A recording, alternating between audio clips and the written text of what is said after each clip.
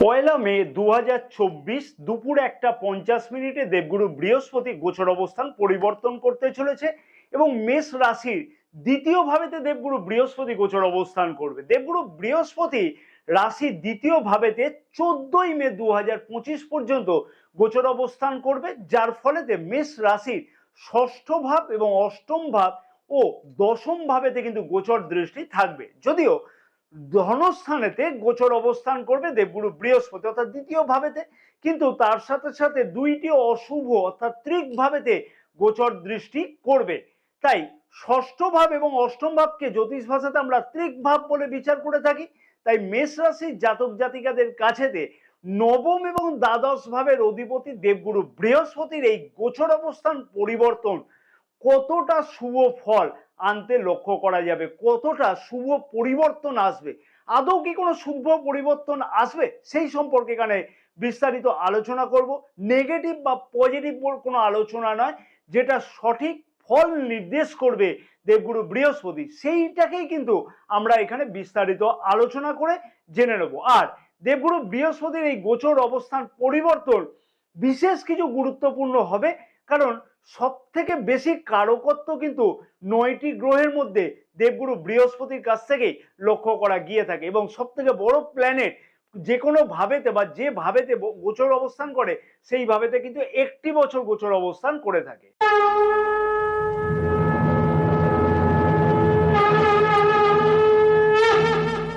নমস্কার প্রিয় দর্শক বন্ধুগণ, আমি শ্রী পরাশর তোমাদের সকলকে জানাই সাদর অভ্যর্থনা তোমাদের প্রিয় চ্যানেল দ্য ডাইরেকশন অফ ডেস্টিনিতে। আশা করছি প্রিয় দর্শক বন্ধুগণ সকলে তোমরা বেশ ভালোই আছো। ভিডিও শুরুর পূর্বেই আমি একটা ছোট্ট অনুরোধ প্রিয় দর্শক বন্ধুগণকে করবো, যদি এখনো পর্যন্ত যাদের চ্যানেলটা সাবস্ক্রাইব করেনি তাদেরকে অনুরোধ করবো যে চ্যানেলটাকে সাবস্ক্রাইব করে নেওয়ার জন্য, পাশে থাকা বেল আইকনটিকে প্রেস করে দিয়ে অল নোটিফিকেশনে সিলেক্ট করে রাখবার জন্য। তাই ভিডিওটা ফেসবুক পেজে দেখছে তাদেরকে অনুরোধ করবো যে পেজটাকে ফলো করে রাখবার জন্য। এইরকম ধরনের গুরুত্বপূর্ণ ভিডিও কিন্তু প্রতিদিন আপলোড করা হয়ে থাকে।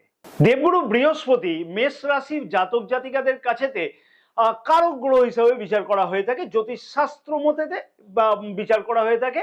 এবং নবম ভাবের অধিপতি দেবগুরু বৃহস্পতি অর্ধ ত্রিকোণেতে অর্থাৎ রাশির দ্বিতীয় ভাবেতে অবস্থান করতে চলেছে, ধনস্থানেতে গোচর অবস্থান করবে।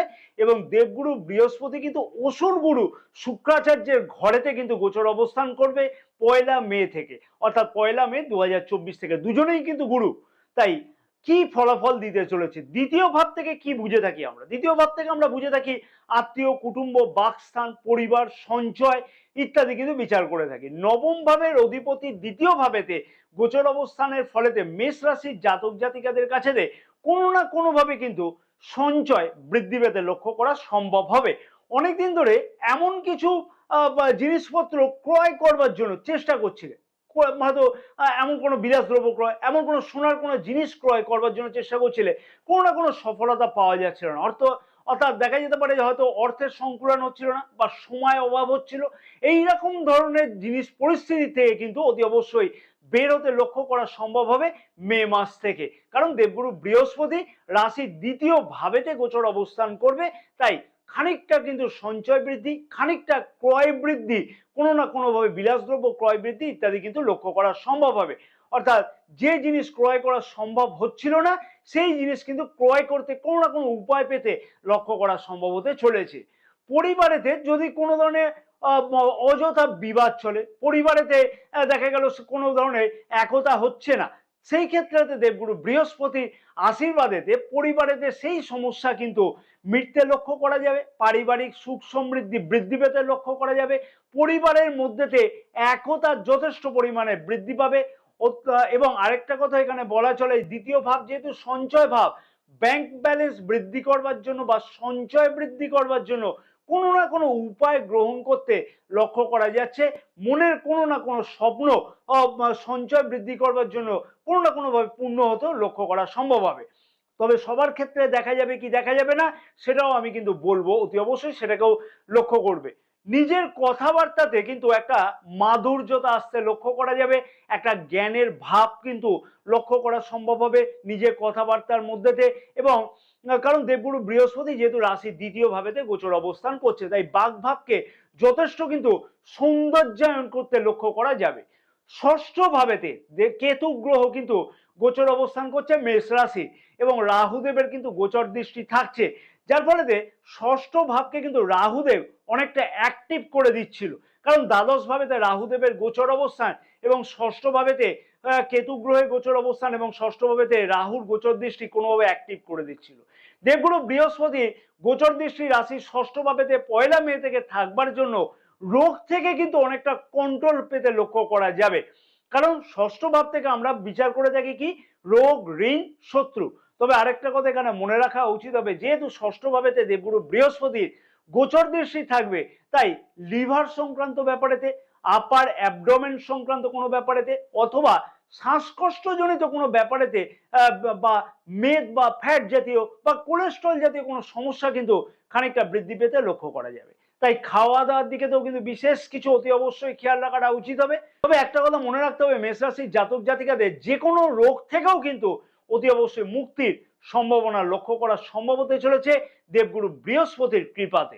ষষ্ঠ ভাবেতে দেবগুরু বৃহস্পতির গোচর দৃষ্টি থাকবার ফলেতে ঋণ সংক্রান্ত সমস্যার সমাধান কিন্তু হতে লক্ষ্য করা সম্ভব হবে। তেমনি কিন্তু যে সকল জাতক জাতিকা অনেকদিন ধরে কোনো ধরনের ঋণের প্রচেষ্টা করছিল, তাদের ক্ষেত্রেতে কিন্তু ঋণ পাবার একটা বিষয় কিন্তু সুযোগ সুবিধা লাভ করতে লক্ষ্য করা সম্ভব হবে।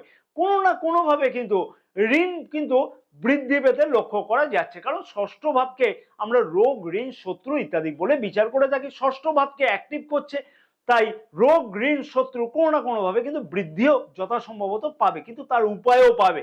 ষষ্ঠ ভাবেতে দেবগুরু বৃহস্পতি গোচর দৃষ্টি থাকবার ফলেতে গুপ্ত শত্রু বৃদ্ধি পেয়েছিল। কারণ কি ষষ্ঠ ভাবেতে কেতু গ্রহ গোচর অবস্থান করছিল, সেই সকল গুপ্ত শত্রু সামনাসামনি আসতে লক্ষ্য করা সম্ভব হবে। যারা কিন্তু তোমার পিছনে পিছনে ক্ষতি করবার চেষ্টা করছিল, সেই সকল ক্ষতিকারকদের নাম কিন্তু সামনে আসতে লক্ষ্য করা সম্ভব হবে। তবে এই কথা কিন্তু একদমই বলবো না যে শত্রু নির্মূল হয়ে যাবে, কারণ ষষ্ঠ ভাবে যেহেতু দেবগুরু বৃহস্পতি গোচর দৃষ্টি থাকছে, তাই কোনো না কোনো ভাবে কিন্তু লক্ষ্য করতে পারবে শত্রুরা কিছু না কিছু ভাবে অ্যাক্টিভ হতে লক্ষ্য করা যাচ্ছে।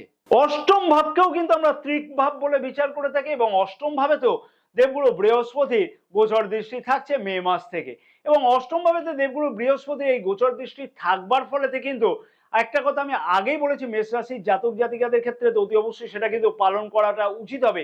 রোগের ব্যাপারেতে কিছু কিন্তু সাবধান থাকাটা অতি অবশ্যই উচিত হবে। আরেকটা কথা মনে রাখতে হবে, যেহেতু অষ্টম ভাবেতে দেবগুরু বৃহস্পতি গোচর দৃষ্টি থাকছে, তাই কারোর কথার দ্বারা কিন্তু প্ররোচিত হয়ে কোনো জায়গাতে কিন্তু অর্থ বিনিয়োগ করলে সেখানে কিন্তু ক্ষতির সম্মুখীন হতে লক্ষ্য করা যাবে। আত্মীয় স্বজন বা কুটুম্বের কাছেতে কোনো ধার দেওয়ার আগেতে একটু চিন্তা ভাবনা করে তারপরে ধার দেওয়াটা উচিত হবে, না হলে কিন্তু অযথা সেই টাকা ঘরে ফেরত আসবার খুব একটা সম্ভাবনা লক্ষ্য করা যাবে না। অষ্টম ভাব থেকে কিন্তু আমরা ডিপ নলেজ, রিসার্চ সংক্রান্ত কাজেতে অ্যাটাচমেন্ট হওয়া ইত্যাদিও কিন্তু বিচার করে থাকি। তাই অষ্টম ভাবেতে যেহেতু দেবগুরু বৃহস্পতি গোচর দৃষ্টি মে মাস থেকে থাকবে, ডিপ নলেজ সংক্রান্ত বা রিসার্চ সংক্রান্ত কাজের সাথে যুক্ত হতে চাইছে যে সকল জাতক জাতিকা, তাদের ক্ষেত্রে কিন্তু কিছু না কিছু উন্নতি লক্ষ্য করা সম্ভব হতে চলেছে অতি অবশ্যই, যদি প্রচেষ্টা করা যায় বা এইরকম কোনো সম্ভাবনা যদি তোমাদের মধ্যে থাকে যে আমি এই সম্পর্কে রিসার্চ করব, তাদের ক্ষেত্রে কিন্তু বেশ কিছু পজিটিভ কিছু অ্যান্সার লক্ষ্য করা সম্ভব হতে চলেছে। এবং আমি কিন্তু আগে একটা কথা বলে দিয়েছি রোগ সংক্রান্ত ব্যাপারেতে, সেটা কিন্তু অতি অবশ্যই সাবধানতা অবলম্বন করাটা উচিত হবে। যেহেতু অষ্টম ভাবেতে দেবগুরু বৃহস্পতি গোচর দৃষ্টি থাকছে, তাই অতি অবশ্যই সেই বিষয়তে খেয়াল রাখাটা উচিত হবে।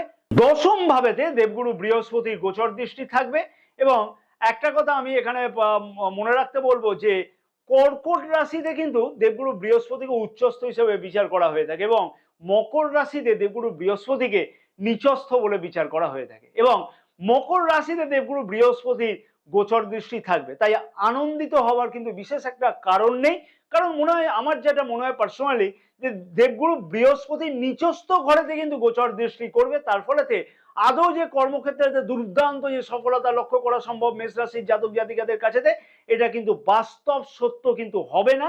একটা কথা আমি প্রিয় দর্শক বন্ধুগণ বা মেষ রাশির জাতক জাতিকাদের উদ্দেশ্যে আমি বলবো যে অতি অবশ্যই কর্মের প্রচেষ্টার মারফতে সফলতা পাওয়া সম্ভব, কিন্তু প্রচেষ্টা করতে হবে, কিন্তু সেই প্রচেষ্টা অনেকটা দীর্ঘায়িত করতে হবে বা খুব বেশি কঠিন পরিশ্রম করতে হবে, তারপরেই কিন্তু কেরিয়ারের দিক থেকে সফলতা পাওয়া যাবে। যদি মনে হয় যে অল্প পরিশ্রম করে ভীষণ কোনো লাভ করে ফেলবো, তাহলে সেটা কিন্তু একদমই খুব একটা যে প্রফিটেবল হবে সেটা কিন্তু মনে করা হচ্ছে না। কঠোর পরিশ্রমের পরেতেই কিন্তু সফলতা পাওয়া সম্ভব হতে চলেছে, আর এটাই হচ্ছে বাস্তব সত্য। মনে রাখতে হবে যে দুইটি ত্রিক ভাবেতে দেবগুরু বৃহস্পতি গোচর দৃষ্টি করছে। দশম ভাবটাও কিন্তু নিচস্থ ভাব, যেহেতু দশম ভাব হচ্ছে মকর রাশি শনিদেবের ঘর, তাই মকর রাশিতে কিন্তু বৃহস্পতিকে নিচস্থ হিসাবে বিচার করা হয়ে থাকে। তাই কর্মক্ষেত্রের জায়গাতে আমি একটা কথাই বলবো, কিন্তু অযথা কিছু শত্রুতা বৃদ্ধি হওয়ার সম্ভাবনা লক্ষ্য করা যাবে, কিন্তু সেই শত্রুর সামনাসামনি হতেও কিন্তু তোমাকে লক্ষ্য করা যাবে। এবার অনেক প্রিয় দর্শক বন্ধুগণের মনেতে একটা প্রশ্ন থাকবে যে দেবগুরু বৃহস্পতি যে পজিটিভ বা নেগেটিভ কথাগুলো বললাম, ফলগুলো বললাম, সেই ফলগুলো আমাদের সাথে কতটা মিলবে। আমি প্রথমেই বলবো যে এই ভিডিওটা রাশি বা লগ্ন অনুযায়ী দেখা যেতে পারে, অতি অবশ্যই দেখতে পারো। দ্বিতীয় কথা বলবো যে অতি অবশ্যই তোমার যে রাশি, সেই রাশি সাপেক্ষে দেবগুরু বৃহস্পতি কি ফল দিচ্ছে, তোমার যা লগ্ন, সেই লগ্ন অনুযায়ীও দেবগুরু বৃহস্পতি কি ফল দিচ্ছে সেটা কিন্তু সমানভাবে দেখে নেওয়া উচিত। কতটা ফল ফেভারে আছে, তারপরে বিচার বিবেচনা করে কতটা যে ফেভারে আসতে পারে দেবগুরু বৃহস্পতি, তোমার কতটা ফেভারে ফল দেবে সেটা কিন্তু বিচার করাটা অতি অবশ্যই উচিত হবে। এবং আরেকটা কথা মনে রাখতে হবে যে মেষ রাশি বা লগ্নের কিন্তু কোটি কোটি জাতক জাতিকা থাকতে পারে, সবার জন্মকুণ্ডলিতে দেবগুরু বৃহস্পতি একই অবস্থান করছে না। অতি অবশ্যই কোনো না কোনো ভাবেতে দেবগুরু বৃহস্পতি গোচর অবস্থান করছে, কারো পজিটিভ ভাব, কারো নেগেটিভ ভাব, তা সেই অনুযায়ীও কিন্তু ফলটা অতি অবশ্যই দিতে চলেছে, বা সেই ফলটা কিন্তু এই ফলটা অনেকটাই ডিপেন্ড করে থাকবে। দেবগুরু বৃহস্পতি যাতে ভালো ফল দেয় তার জন্য অতি অবশ্যই আমি বলবো যে প্রতিদিন বিষ্ণু সহস্র নাম পাঠ করো, অথবা যদি তোমার পাঠ করার সুযোগ সুবিধা না হয়ে ওঠে তাহলে ইউটিউব চ্যানেলেতে অতি অবশ্যই সার্চিং করো যে বিষ্ণু সহস্র নাম, প্রতিদিন সেই মন্ত্রটা কানের কাছে চালিয়ে দাও একটা নির্দিষ্ট সময়তে। প্রতিদিন দেবগুরু বৃহস্পতির বীজ মন্ত্রটা জপ করো, নির্দিষ্ট সময়তে করো। নির্দিষ্ট সময় করলে কিন্তু সফলতা পাওয়া যাবে। 2 দিন 4 দিন করে 5 দিনের বেলাতে ছেড়ে দিলাম একটু ভালো ফল এলো বলে, সেটা কিন্তু হবে না, প্রতিদিন করে যেতে হবে। ওং গ্রাং গ্রিং গ্রোং স গুরবে নমঃ। ভিডিওটা অতি অবশ্যই কিন্তু যদি ভালো লাগে একটা লাইক করতে ভুলবে না। লাইকের আশা তোমাদের কাছ থেকে থাকলো। কমেন্টস করে জানাতে তোমরা ভুলবে না কিন্তু যে জন্মকুণ্ডলিতে দেবগুরু বৃহস্পতি কোন নক্ষত্রে অবস্থান করছে বা কোন ভাবেতে অবস্থান করছে, দশা মহাদশা কি চলছে, কারণ দশা মহাদশার উপরও কিন্তু অতি অবশ্যই ডিপেন্ড করে। দশা মহাদশা কিন্তু একদমই জানাতে ভুলবে না। জয় মাতারা, সকলে ভালো থাকো, এবং দেবগুরু বৃহস্পতির এই গোচর অবস্থান পরিবর্তন অতি অবশ্যই মেষ রাশির জাতক জাতিকাদের কাছে যেন শুভ ফলদায়ক হয়।